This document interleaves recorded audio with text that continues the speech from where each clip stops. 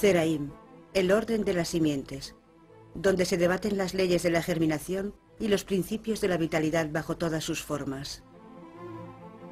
Moed, el orden de las fiestas, donde se debaten las leyes del tiempo, del calendario y de las ceremonias festivas. Nashim, el orden de las mujeres, donde se listan las leyes del derecho matrimonial y del derecho civil en general. Nezikin, el orden de daños, donde se debate sobre la legislación penal, civil y criminal y las leyes de la idolatría. Kodashim, el orden de las santidades, las leyes del Templo de Jerusalén, sus medidas, su arquitectura, su organización y su servicio. Teorot, el orden de las purezas. Aquí se debaten todas las leyes de la pureza ritual. Pero la elaboración del Talmud nunca se interrumpe. Los sabios siguen perpetuamente cuestionándose el texto. La Misná irá aumentando progresivamente con nuevos comentarios que se acumularán a lo largo de los siglos y a los que se les dará el nombre de Gemara. Gemara significa complemento. A lo largo del tiempo ese complemento va a ir tomando un lugar preponderante hasta el punto de representar más del 90% del total del Talmud. Así, desde el siglo III al siglo VII, el Talmud, siguiendo las 6 órdenes iniciadas por el rabí Yehuda Hanasí, va a ir tomando su forma completa. La Misná en lengua hebraica, seguida por la Gemara en arameo, la lengua que hablaban todos los talmudistas de la época. Después de la invasión romana, numerosos sabios judíos se habían establecido en territorio babilonio, lo que explica que el Talmud se desarrollara paralelamente en 2 lugares, Israel y Babilonia, lo que dará lugar al nacimiento de 2 Talmud. El elaborado en tierra de Israel se llamará Talmud Jerusalmi, el Talmud de Jerusalén, y el que se elaborará en Babilonia, el Talmud Babli. La diferencia esencial entre ellos es el método que utilizan. El de Jerusalén da preferencia a las conclusiones de los sabios, el de Babilonia al razonamiento, que es precisamente el método que eligieron las escuelas talmúdicas del futuro que todavía hoy estudian el Talmud de Babilonia. Con lo que milenios después, encontramos niños judíos en todas partes, creciendo con este arte del razonamiento judío. El Talmud es, por excelencia, el libro de la pregunta. ¿Quién tiene preguntas?, preguntó un día un rabino. Tengo tantas respuestas. Hacía referencia a su Talmud. Pero el Talmud no se contenta con responder a las preguntas. Educa el espíritu hacia una dialéctica que a veces puede tomar giros inesperados.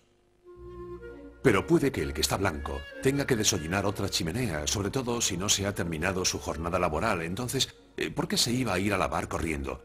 Pero eso tampoco se lo impide. Puedes tener ganas de lavarte incluso si no ves que está sucio. Te puedes sentir sucio. Sí, te puedes sentir sucio o sentirte siempre sucio. No, eso sería hablar de un neurótico, un deshollinador neurótico obsesionado con la limpieza.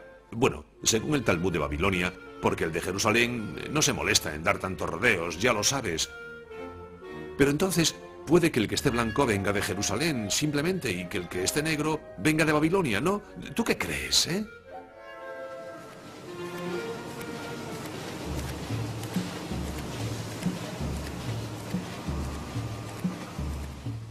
Hicieron falta 6 siglos para conseguir darle cuerpo al Talmud.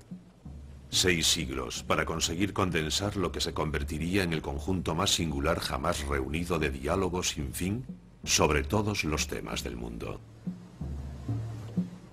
Todavía hoy, una página de Talmud contiene en su centro el conjunto formado por la Misná y la Gemara. Están rodeadas de diferentes comentarios ulteriores que se hicieron indispensables para su comprensión. Hoy en día los estudiantes de las yeshivas, las escuelas talmúdicas, perpetúan el diálogo entre los rabinos de los primeros siglos y sus sucesores.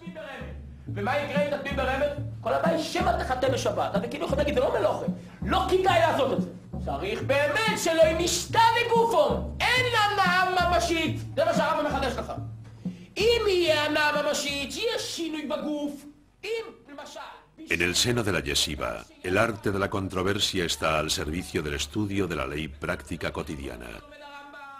Pero sobre todas las cosas, el Talmud desarrolla el espíritu de análisis, agudiza el sentido crítico, fuerza las fronteras del absurdo hasta el máximo, siempre con la idea de conseguir que el pensamiento y sus contradicciones sean óptimos.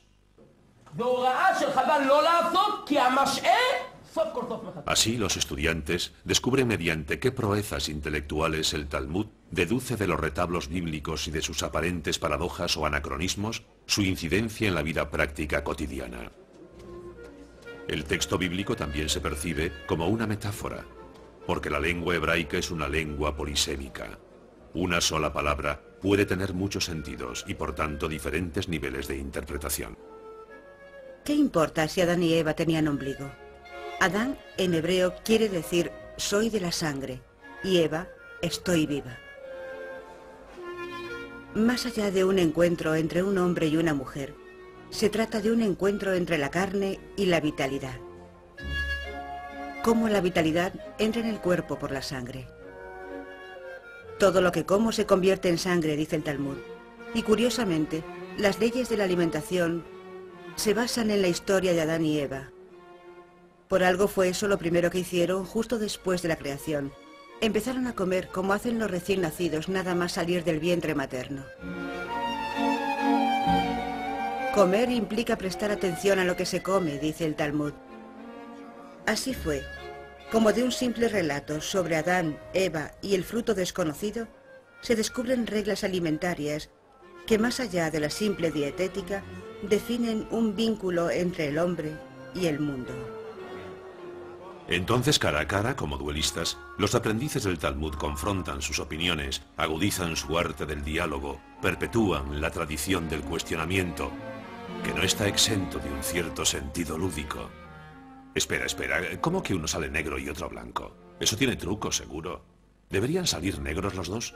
No, basta con que el primero que sale por la chimenea haya recogido todo el hollín y el camino esté limpio. ¿Quieres decir que el camino está limpio para el segundo, así el primero sale todo negro y el segundo todo blanco? Ah, demasiado fácil. ¿Tú crees que el Talmud propondría una pregunta así de sutil para una respuesta tan simple? Yo no creo nada, solo trato de entender. ¿Tratas de entender? Bueno, repito, dos desollinadores salen de una chimenea, uno negro y otro blanco. ¿Cuál de los dos va a lavarse?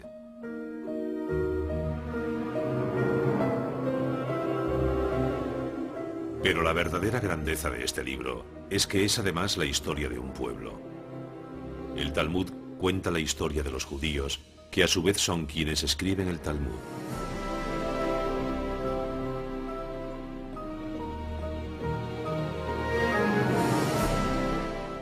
A lo largo del vagar del pueblo judío, el libro y su historia tomarán forma. La historia de su contenido se mezcla con la de su invención, sus manuscritos, su impresión. La historia del Talmud debe ser entendida como la historia de un pueblo. Del Sinaí, Moisés recibió la Torá. Del Sinaí, y no en el Sinaí, destaca el Talmud. Como si el propio Sinaí hubiera sido quien provocó que Moisés recibiese el don de la Torá y que de Moisés llegase a los hombres. El matiz convierte al Sinaí en algo más que una simple montaña. Pero existe un vínculo cercano entre la palabra Sinaí y la palabra Sinat, que quiere decir el odio. Moisés recibe la Torá del odio, dice el Talmud. ¿Pero a qué se refiere? Así es como deberíamos interpretarlo. Del odio de los hombres entre sí surge la necesidad de la Torá. Torá, libro de paz.